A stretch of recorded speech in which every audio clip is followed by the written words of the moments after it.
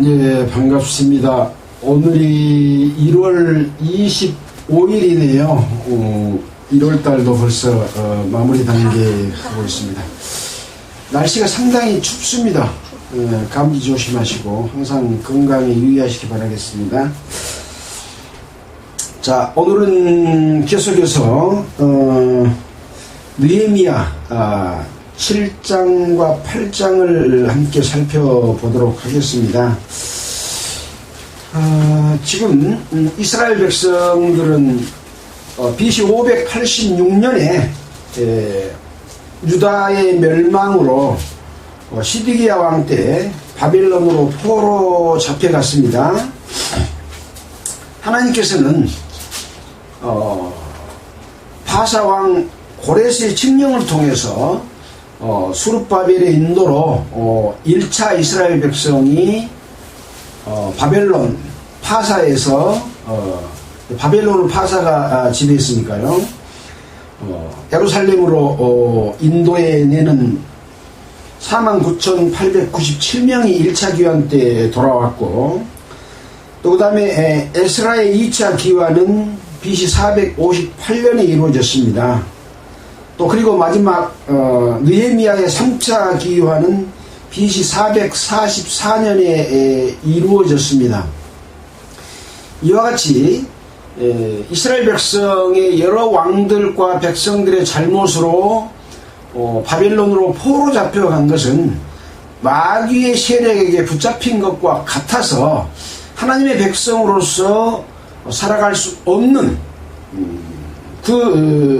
하나님의 축복과 도와주심을 잃어버린 그런 상황이라고 볼 수 있는 것이죠. 그럼에도 불구하고 하나님께서는 이스라엘 왕이 아닌 바사왕 고레스의 칙령으로 이스라엘 백성들을 다시 예루살렘으로 돌아오도록 하는 그런 은혜를 베푸시고, 또 그것이 이루어지고 있는 내용들을 에스라, 느헤미야에서 기록을 하고 있습니다. 1차 고레스의 칙령으로 수르바벨의 인도로 이스라엘로 돌아왔을 때 첫 번째는 돌아와서 예루살렘의 하나님의 성전을 건축하는 데 중점적으로 역할을 했습니다. 자, 그 다음에 이제 에스라의 기왕과 느헤미야를 통해서 성벽을 건축하는 일을 했습니다. 그래서 우리가 지난주에 배웠던 5장에서는 이 성벽 건축을 반대하는 서쪽 사람들, 총독 닷드니와 함께하는 사람들로 인해서 심지어는 불러내갖고 죽이려고 하는 그런 그 위협이 있었지만 하나님의 도우심으로 말미암아 성전 건축을 계속하게 되고 그들의 그 꾀임에 속아 넘어가지 않고 결국 52일 만에 성벽 건축 역사를 마치는 내용까지를 살펴봤습니다. 자, 오늘은 이제 7장과 8장을 통해서 그 다음에 어떤 일이 있었는지를 계속해서 살펴보도록 하겠습니다. 7장 1절입니다. 성이 건축됨에 문짝을 달고 문지기와 노래하는 자들과 레위 사람들을 세운 후에, 성이 건축됨에 문짝을 달았다. 이 문짝 다는 내용은 느헤미야 3장에서 이미 언급이 되어 있는 내용인데요. 느헤미야 3장 한번 보고 갈까요? 느헤미야 3장. 예루살렘 성벽을 중수하는 내용은 이미 어디서부터 어디까지는 누가 해가지고 계속해서 그것을 설명해 줬고, 그 성벽 건축이 완성된 부분은 이미 한번 설명을 했습니다. 그렇지만 그 이후에 그때 어떤 일이 있었는가를 지금 계속해서 설명을 한 내용들을 우리가 살펴보았고요. 3장 1절에 보면 때에 대제사장 엘리야심이 그 형제 제사장들과 함께 일어나 양문은 예루살렘 북쪽의 성곽문을 이야기합니다. 양문을 건축하여 성별하고 거룩하게 구별하고 문짝을 달고 또 성벽을 건축하여 함께 한메아 망대부터 하나넬 망대까지 성별 거룩하게 구별했다. 이때 문짝 단 내용이 나와 있는 거거든요. 근데 다시 지금 7장에서 다시 한번 그런 과정들을 설명하면서 성이 건축됨에 그 이후에 성이 어떻게 어떤 어려운 가운데서도 건축되었냐 하는 것들을 지금 5장 6장에서 지금 기록을 해놨지 않습니까? 자, 그래서 문짝을 달고 문지기와 노래하는 자들 거래의 사람들을 세웠다. 그런 내용이 기록되어 있습니다. 성을 건축하는 이유가 성벽을 건축하는 이유가 뭔가요? 성전에서 제사드리고 성 안에는 먼저 건축한 뭐가 있나요? 성전이 있죠. 하나님이 거하시는 성전이 있습니다. 그 다음에 성벽을 건축하는 의미는 무슨 성벽인가요? 우리가 느헤미야 3장에서 예루살렘 성벽 중수에 관한 내용을 살펴봤잖아요. 예루살렘 성벽 준수입니다. 그래서 성벽이라고 하는 것은 예루살렘의 울타리를 치는 거라 그랬잖아요. 울타리는 무슨 역할을 하나요?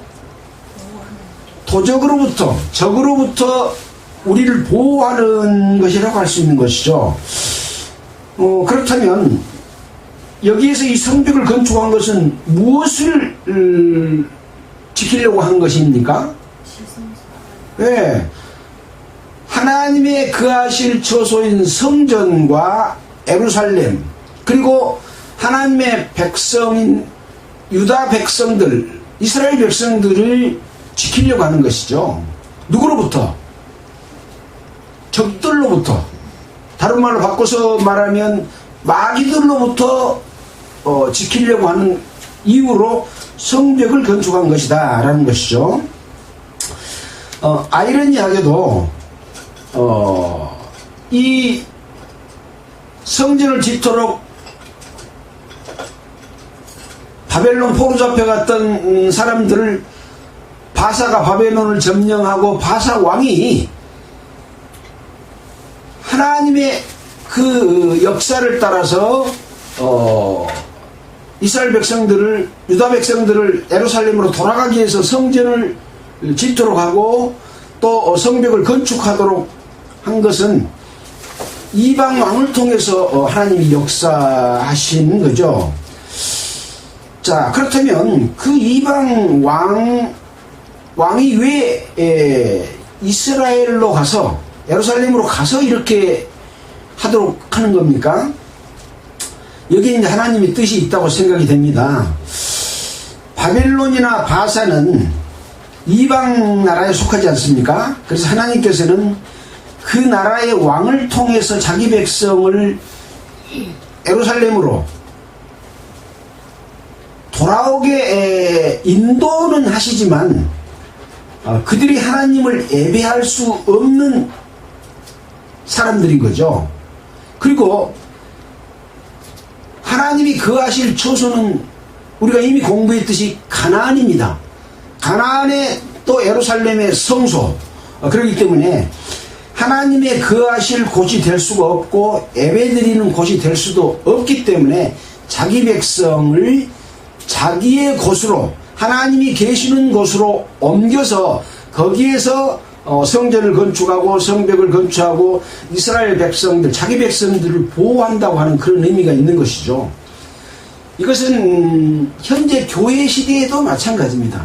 교회가 잘못해서 마귀, 거짓 선지자들의 미혹을 따라서 종교로 변질돼서 잘못되어 있는 상황 가운데서도 잘못된 것을 깨달아 돌이켜서 하나님의 성전인 주님의 몸된 교회 안에서 올바로 살 수 있도록 하고 그것을 지켜주는 것과 같은 그런 하나님의 역사라고 볼 수가 있는 것입니다. 그래서 결코 바벨론에서 이스라엘 백성들이 예배드리거나 하나님을 공경할 수 없는 것이죠.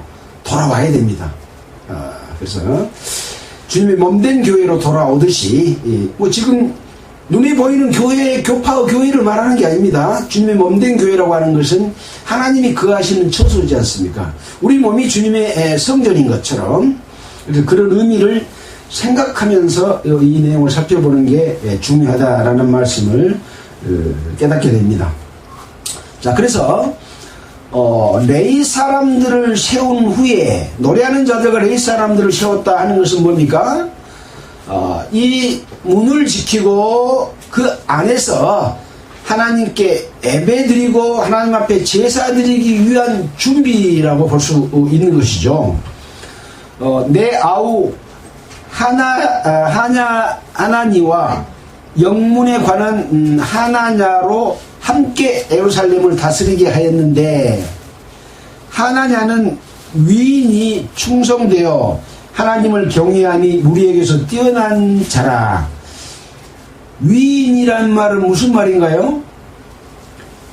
이게 한문 번역으로 되어 있어서 할위, 사람 인자거든요. 사람이 하는 일에 있어서 하나님께 충성되는 사람이다.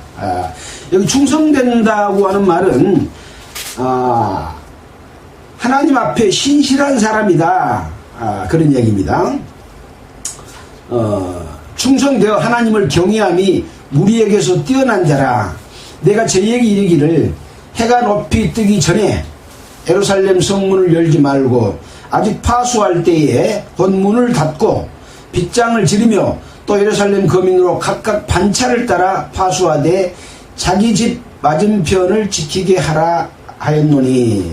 그러니까 이 하나냐와 함께 또 아우와 함께 예루살렘을 다스리게 했다고 했는데, 이 느헤미야가 파사 나라로 갈 그런 뜻이 있어서 지도자들을 세우고 자기는 잠깐 다녀오려고 하는 가운데서도 이 예루살렘과 성전을 지키기 위해서 지금 이와 같은 일들을 하고 지도자를 세웠다라고 할 수 있는 것이죠. 예루살렘 거민으로 각각 반차는 순서를 따라서 지키도록 그렇게 한 것입니다. 그 방법은 문을 닫고 빗장을 지르며, 빗장이라고 하는 것은 이렇게 걸어서 밀어도 문이 안 열리게 한 것이 빗장이지 않습니까? 단단하게 이렇게 해서 적이 침투하지 못하도록 하나님의 백성들과 하나님의 성소를 보호하는 그런 의미로 지금 파수하게 했다라고 하는 것이죠. 그 성은 광대하고 거민은 희소하여 가옥을 오히려 건축하지 못하였습니다. 지금 포로 잡혀갔다가 이스라엘 백성들이 돌아왔지만 아직 집을 짓지 못하고 있는 그런 상황이었다라고 하는 것이죠. 뭐부터 지었나요? 성전부터 짓고 성벽을 중수하고 문을 달고 그걸 지키는 것을 먼저 하는 그런 상황을 지금 설명해 주고 있습니다. 그래서 킹제임스에 보면 성읍은 넓고 크나 백성들은 적고 집들은 아직 지어지지 아니하였더라, 이렇게 쉽게 또 번역을 해놓은 책도 있습니다. 자, 그래서 포로에서 돌아온 사람들에 관해서 5절부터 지금 쭉 46절까지 이렇게 기록을 해놨습니다.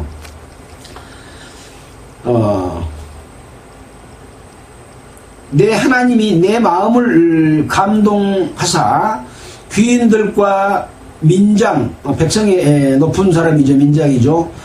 민장과 백성을 모아 그 보게대로 계수하게 하신 거로 내가 처음으로 돌아온 자의 보게를 얻었는데, 거기 기록한 것을 보면 일적의 바벨론 왕 느부갓네살에게 사로잡혀 갔던 자 중에서 노임을 받고 예루살렘과 유다로 돌아와 각기 번성에 이른 자 누구냐? 곧 스룹바벨과 예수아와 느헤미야와 아사랴와 라마와 나하마니와 모르드게와 빌산과 미스베렛과 비그예와 누훔과 바나 등과 함께 나온 이스라엘 백성의 명수가 이러하니라. 그러면서 이제 누구 자손이 몇 명이요 몇 명이 하는 내용이 쭉 기록이 되어 있습니다. 스바다 자손이 307 바로스 자손이 2170명이요 스바다 자손이 370명이요 아라 자손이 652명이요 바한 모압 자손 곧 예수아와 요압 자손이 2818명이요 이렇게 누구 자손이 몇 명이 다는 내용을 쭉 기록을 해놨습니다. 이 내용은 45절 문지기들은 살룸 자손과 아델 자손과 달문 자손과 악굽 자손과 하디다 자손과 소베 자손이 모두 138명이었느니라 이렇게 기록을 해놓음으로써 이제 뒤에 총 뭐 인원이 몇 명이 다는 내용이 나옵니다. 그 다음에 이제 느비린 사람들 또 솔로몬의 신복의 자손들 그 다음에 멘델라와 테라르사와 그룹과 악동과 인멜로부터 올라온 자가 있으나 그 종족과 보계가 이스라엘에 속하였는지 증거할 수 없으니 저희는 들라야 자손과 도비야 자손과 느고다 자손이라 도합이 642명이요 이 사람들은 그 종족과 보계가 이스라엘에 속하였는지 증거할 수 없었다 라고 지금 이야기를 하고 있습니다. 자, 제사장 중에는 흐바야 자손과 학코스 자손과 바르실레 자손이니 바르실레는 길랏 사람 바르실레의 딸 중에서 딸 중에 하나로 아내를 삼고 바르실레의 이름으로 이름한 자라 이 사람들이 보계 중에서 자기 이름을 찾아도 얻지 못한 거로 저희를 부정하게 여겨 제사장의 직분을 행치 못하게 하고 방백이 저희에게 명하여 우림과 둠밈을 가진 제사장이 일어나기 전에는 지성물을 먹지 말라 했느니라. 이렇게 돌아왔지만 그 종족과 보계가 이스라엘 백성에게 속하지 않는 자는 그 이스라엘 백성들이 함께 나누는 제사 지내고 함께 나누는 그런 것에 대해서 부정하기 때문에 참여하지 못하게 이렇게 막고 있다라고 하는 것으로서 하나님의 자녀로서 그 자격 또 그 절차를 이행하는 그런 내용은 대단히 중요한 것이라고 하는 것이죠. 하나님의 백성이 아닌 자는 비록 함께 돌아왔다고 할지라도 그들은 하나님의 주는 음식을 먹고 참여할 수가 없다. 왜? 부정하게 여기기 때문에 그렇다 하는 내용으로서 이 첫째 하나님의 백성이 되는 것 예수 그리스도로 말미암아 거듭나는 하나님의 자녀가 되는 것이 얼마나 중요한지를 여기서 다시 한번 생각해 보게 됩니다. 66절입니다. 온 회중의 합계가 42,360명이요 그 외에 노비가 7,337명이요 노래하는 남녀가 245명이다. 그럼 총 몇 명인가요? 42,360명 노비가 47,337명 노래하는 남녀가 245명이면 49,942명이라고 할 수 있습니다. 1차 기환 때 몇 명 기환했나요? 49,897명이 기환했는데 오히려 지금 계수한 내용을 보면 45명이 지금 계수에 더 많이 되어 있다 하는 것을 여기서 살펴볼 수가 있습니다. 자, 뭐 정확한 인원은 좀 그 설명이 미흡함으로 인해서 그때 돌아온 숫자하고 맞나 하고 숫자를 세어봤는데 45명이 더 많더라고요. 자, 그 의미에 대해서는 여러분도 각자 생각해 보시길 바라겠고요. 자, 70절. 어떤 족장들은 역사를 위하여 보조하였고 방백은 금 1,000다리과 대접 50과 제사장의 의복 530벌을 보물곡관에 드렸고 사람만 온 것이 아니라 금과 은과 이 제사장의 의복까지 지금 드렸다. 또 또 어떤 족장들은 금 2만 다리과 은 2,200만회를 역사 곳간에 들었고 그 나머지 백성은 금 2만 다리과 은 2,000만회와 제사장의 의복 67벌을 드렸느니라. 이스라엘 백성들이 귀환해서 성전을 짓고 성벽을 쌓고 그런 과정에서도 또 금과 은과 제사장의 옷과 이런 것들을 들여서 능히 하나님의 일을 할 수 있도록 하는 그런 일들을 함께 참여했다라고 할 수 있는 것이죠. 73절에 이와 같이 제사장들과 레위 사람들과 문지기들과 노래하는 자들과 백성 몇 명과 느디님 사람들과 온 이스라엘이 다 그 본성에 거하였느니라. 자, 이제 8장에서는 그 본성에 거하여서 어떤 일을 지금 하고 있느냐라고 하는 것을 지금 기록을 해놨습니다. 제가 이 느헤미야를 시작할 때 1부, 2부로 나누어서 생각할 수가 있는데 1부는 1장에서부터 7장까지 성벽을 재건하는 이런 성전과 성벽을 재건하는 이러한 일들에 관한 기록입니다. 어떻게 보면 눈으로 보이는 유형적인 일들이라고 볼 수 있는 것이죠. 근데 2부에서는 백성의 영적 회복에 관한 내용을 기록해 놨습니다.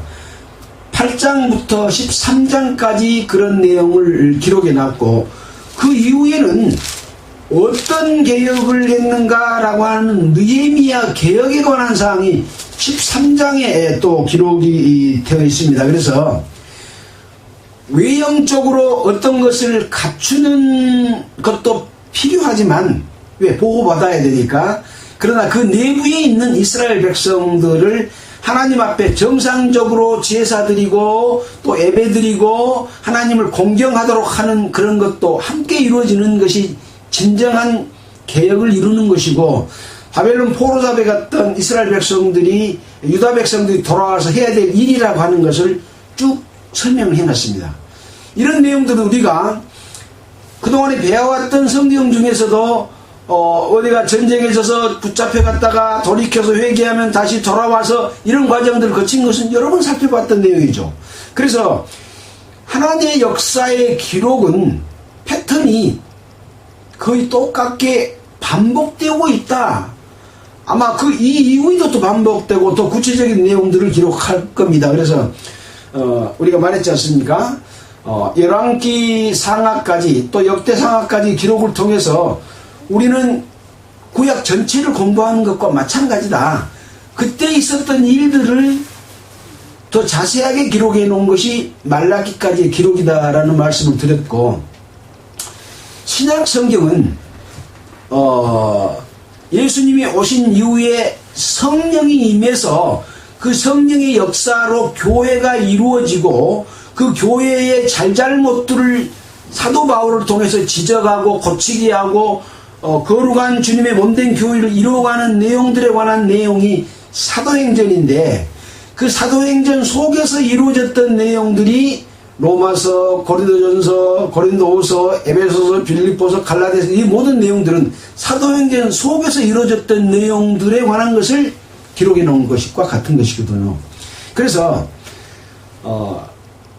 구약 성경은 하나님의 백성이 출애굽에서 가나안 땅에 들어가서 어떻게 살았느냐에 관한 기록이고 신약 성경은 예수님의 그 구원의 역사를 통해서 성령이 오시고 성령으로 말미암아 거듭난 성도들이 어떻게 살았느냐 그리고 결과적으로는 어떻게 될 거냐를 계시록에서 설명하고 있는 것이기 때문에 줄거리는 내용은 다르지만 줄거리는 같다라고 해서 성경 전체적으로 봤을 때 하나님이 인간을 구원하기 위한 그 계획 하나님을 떠나서 범죄한 것이 에덴 동산에서 그랬잖아요.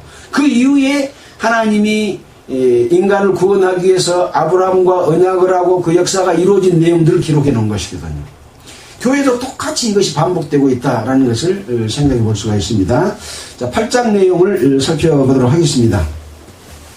자, 이스라엘 자손이 그 본성에 거하였더니 7월에 이르러 모든 백성이 일제히 수문 앞 광장에 모여 학사 에스라에게 여호와께서 이스라엘에게 명하신 모세의 율법책을 가지고 오기를 청하매 7월 1일에 제사장 에스라가 율법책을 가지고 남자 여자 무릇 알아들을 만한 회중 앞에 이르러 수문 앞 광장에서 새벽부터 오전까지 남자 여자 무릇 알아들을 만한 자의 앞에서 읽음에 무 백성이 그 율법책에 귀를 기울였는데, 그러니까 이 개혁의 시작은 어디서부터 시작합니까? 모세에게 주신 율법책에서 시작합니다. 기준이 율법책입니다. 율법책에 무엇이 기록되어 있나요? 율법책은 무엇이 죄인가를 알려주는 겁니다. 무엇이 부정한 것인가를 알려주는 겁니다. 그 다음에 무엇이 있나요? 그 죄와 그 부정함을 어떻게 사함을 받고 어떻게 깨끗해지느냐가, 그래서 하나님과 함께 할 수 있다라고 하는 것이 모세의 율법책에 기록된 내용인 것이죠. 그러니까 이 율법책은 그 율법으로 말미암아 하나님과 멀어지고 지옥에 보내기 위한 것이 아니라 어떤 것이 죄고 어떤 것이 깨끗한 것을 알려서 너희들이 하나님 앞에 깨끗해져라고 주시는 것이기 때문에 생명의 그 계명 약속이라고 할 수 있는 것이죠. 이 율법을 줄 때 하나님이 일방적으로 줬습니까? 서로 상호 계약을 했습니까? 언약식까지 해가지고 피로 드린 서로 약속이다. 상호간의 약속이다. 하나님과 사람 간에 약속한 내용이죠. 하나님과 자기 백성 간에 약속한 내용입니다. 그렇기 때문에 모든 기준은 율법에 있다. 이제 뭐 율법으로는 죄사함을 얻을 수 없고 율법으로는 구원을 받을 수 없다라고 해서 율법을 이렇게 좀 낮게 평가하는 경향이 있는데 그렇지 않습니다. 율법은 은혜의 시대에도 예수 그리스도로 말미암아 구원받은 이후에도 우리 이방인들에게는 율법 준 적이 없습니다. 우리가 율법을 지킬 필요는 없습니다. 그러나 율법에 준 내용을 통해서 어떤 것이 부정한 것이고 어떤 것이 죄고 어떻게 깨끗해지는 것을 그것을 통해서 우리가 양심을 통해서 그것을 알고 배울 수 있는 것이기 때문에 율법의 역할은 계속되는 거죠.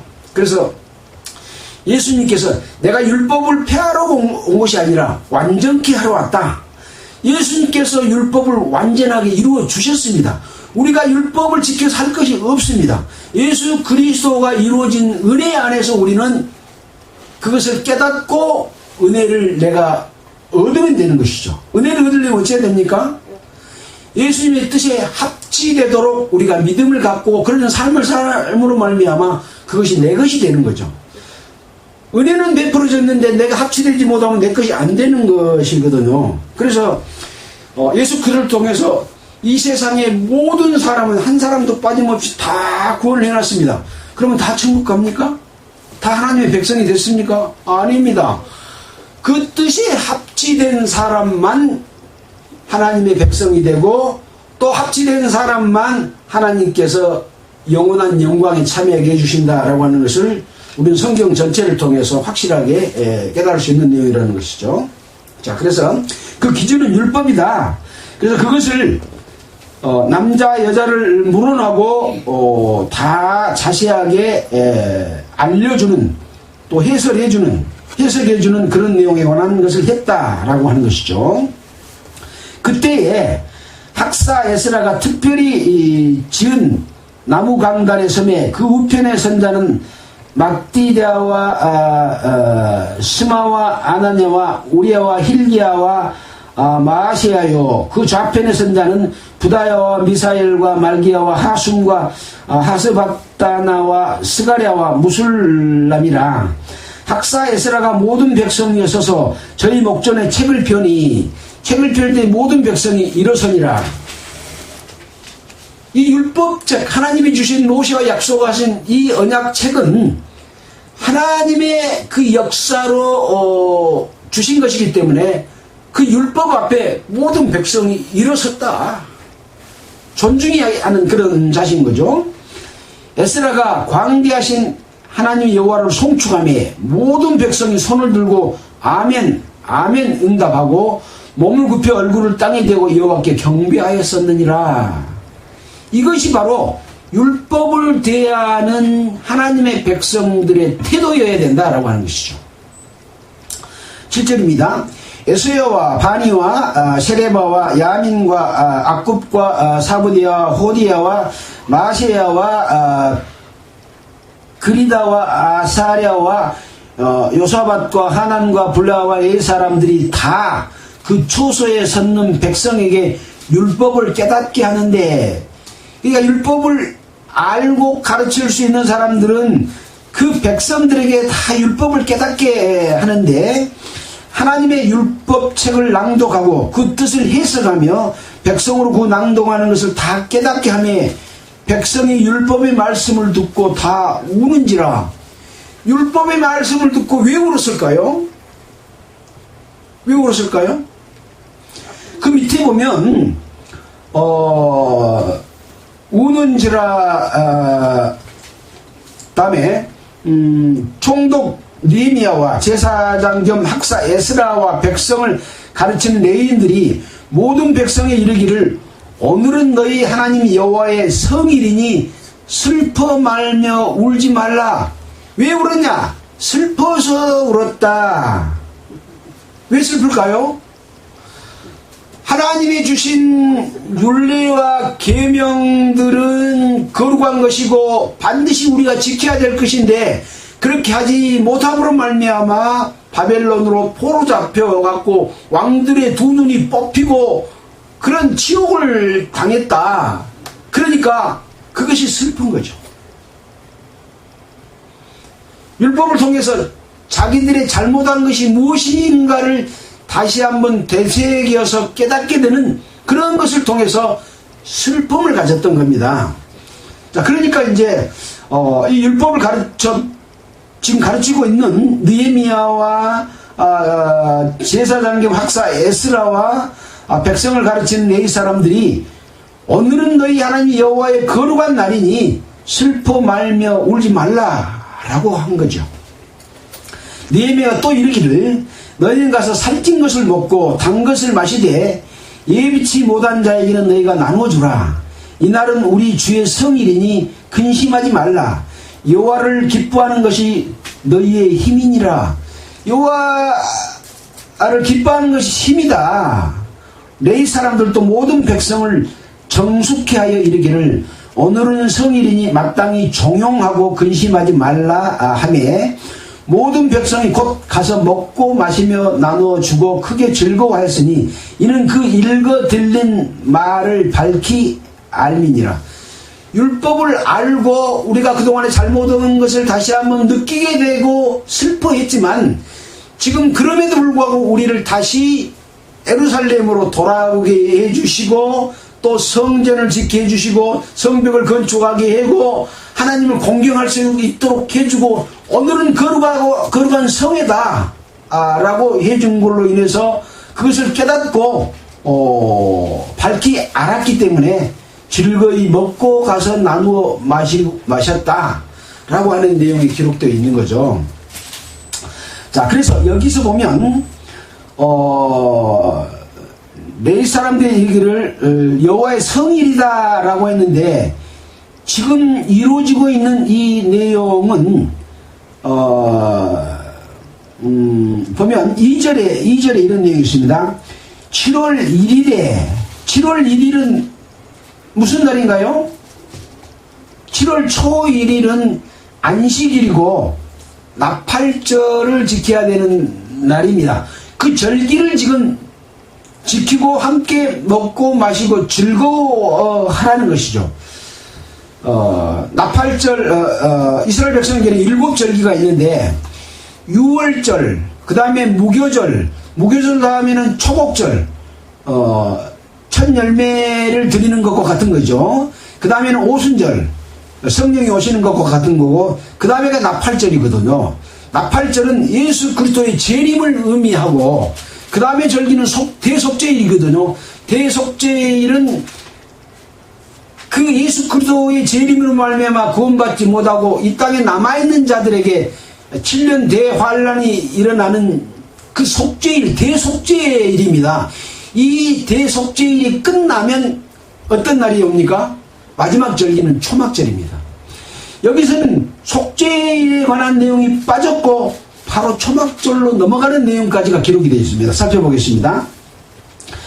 그 이튿날 뭇 백성의 족장들과 제사장들과 레위 사람들이 율법의 말씀을 밝히 알고자 하여 학사 에스라의 곳에 모여, 이 학사 에스라는 율법에 아주 능하고 통달한 사람이다 하는 내용이 다른 데 나와 있죠. 그 느헤미야에 의해서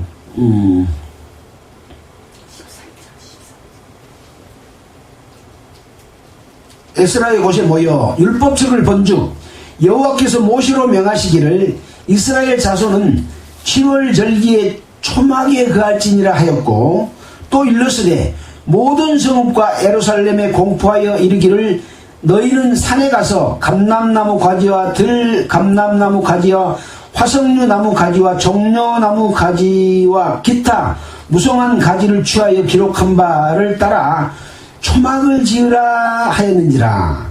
백성이 나아가서 나뭇가지를 취하여 혹은 지붕 위에 혹은 뜰 안에 혹은 하나님의 전뜰에 혹은 숨은 광장에 혹은 에브라임 문 광장에 초막을 짓되 사로잡혔다가 돌아온 회무리가 다 초막을 짓고 그 안에 거하니 눈의 아들 여호수아 때부터 그날까지 이스라엘 자손이 이같이 행함이 없었으므로 이에 크게 즐거워하였다.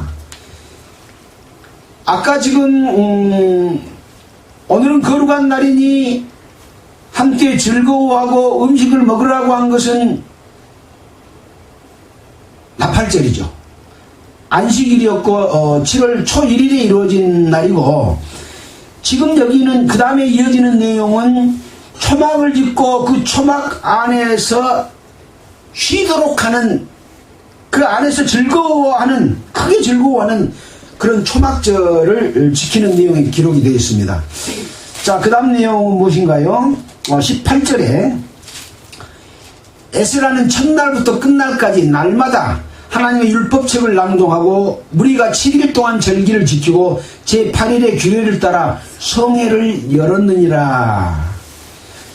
자, 9장에서는 아까 나팔절 다음에 무슨 절기라 했나요? 속죄일이라 했죠. 대속죄일이라 했죠. 그 대속죄 내용을 9장에서부터 기록을 해놨습니다. 뭐 이게 꼭 순서가 지켜야 되는 분은 아니고 그때 이런 일을 했다라는 내용들을 기록해 놓기 때문에 반드시 순서대로 이렇게 기록된 내용이 아니라고 그랬잖아요. 그래서 그때 당시에 이스라엘 백성들이 죄를 자복하고 이렇게 대속죄일과 같은 그날에 해야 될 일들을 했다라는 내용이 9장에 기록이 되어 있고, 그걸로 인해서 이제 언약의 인친자들의 내용이 나오고 예루살렘에 거하는 백성들이 나오고 그 다음에 제사장과 레위 사람들이 나오고 느헤미야의 개혁이 나오면서 느헤미야가 끝납니다. 자, 오늘은 이스라엘 백성 앞에서 율법책을 통해서 이스라엘 백성들을 영적으로 거룩하게 하나님 앞에 온전하게 회복되게 만드는 그런 부분에 대해서 그 잣대는 바로 모세에게 준 율법책이다. 그래서 그 율법책을 낭독하고 자세히 그 뜻을 해석하고 백성들로 다 깨닫게 했다 라고 하는 그런 내용. 그래서 그것으로 말미암아 이스라엘의 절기가 이루어지는 나팔절과 또 속죄절과 초막절. 초막절은 천국을 의미합니다. 마지막 절기입니다. 그래서 인류 역사가 끝난 다음에 하나님과 함께 초막에 거하는, 그때는 근심도 없고 죄도 없고 또 서로 미워하고 싸우고 또 어떤 짐승이 짐승을 잡아먹고 그런 내용에 대해서 우리가 배웠잖아요. 그런 천국과 같은 것이 이루어지는 것이 초막절이기 때문에 초막절은 마지막 절이죠. 그래서 우리는 이 성경을 통해서 이스라엘 백성들의 행하는 내용, 또 그 내용은 무엇이 중요하고 하나님의 뜻은 무엇이고, 그것을 배워서 우리가 교회에서 지금 우리가 어떻게 예배드리고 살아야 될지를 배움으로써 마지막 이스라엘 백성들이 초막절을 지키는 것처럼 우리도 영원한 천국에서 하나님과 함께 살 수 있는 그런 모든 사람들이 되기를 바라면서 마치겠습니다. 기도드리겠습니다. 하나님 아버지, 참으로 감사를 드립니다. 성령의 역사로서 하나님이 기록한 말씀들의 뜻을 이해할 수 있도록 해주심에 감사를 드립니다. 저희들을 늘 함께 하셔서 이 말씀을 따라서 우리가 살아갈 수 있도록 능력 주시기를 원합니다. 그리하여 예수 그리스도 앞에 섰을 때 부끄러움이 없게 하시고 영원한 영광에 참여될 수 있도록 끝까지 지켜주시고 인도하여 주시옵소서. 말씀을 듣는 모든 자들에게도 동일한 은혜로 함께 해주시고 저희들의 가족 그리고 형제들에게도 복음을 전하고 그들과 함께 영원한 것이 함께 할 수 있도록 주께서 능력으로 역사해 주시기를 구하옵나이다. 이 모든 말씀을 우리를 권해주신 예수 그리스도 이름으로 기도드렸습니다. 찬송가는 399장 하겠습니다. 399장.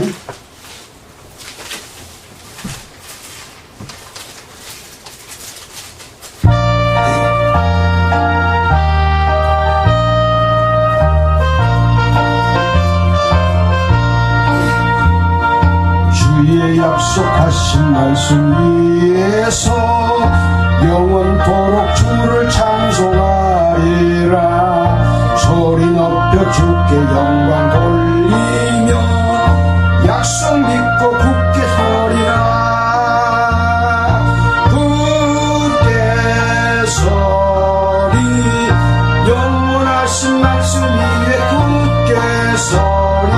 굳게 서리 그 말씀 위에 굳게 서리라.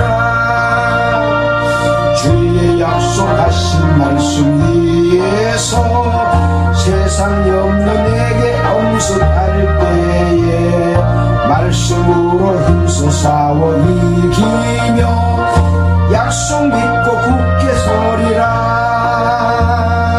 굳게 서리 영원하신 말씀 위에 굳게 서리.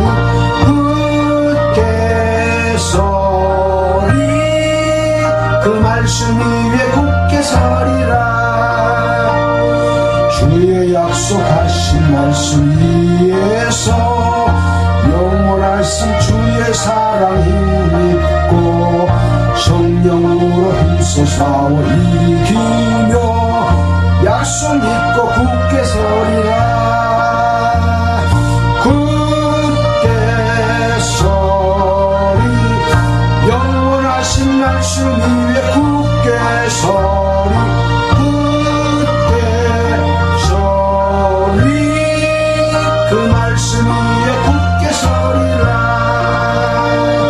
주의 약속하신 말씀 위에서 성령 인도하는 대로 행하며 주님 품에 항상 안식 얻으며 약속 믿고 굳게 서리라. 굳게 서리 영원하신 말씀 위에 굳게 서리. 굳게 서리 그 말씀 위에 굳게 서리라.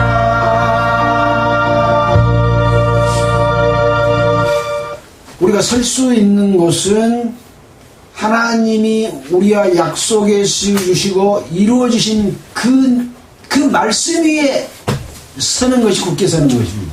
그 말씀이 아닌 다른 가르침 위에 굳게 서면 자칫 잘못하면 거짓 선지자의 터 위에 설 수도 있는 것이기 때문에 반드시 그 말씀 위에 굳게 서야 된다 하는 것을 찬송을 통해서 또 한번 되새기게 됩니다. 아시겠습니다. 수고하셨습니다. 고맙습니다.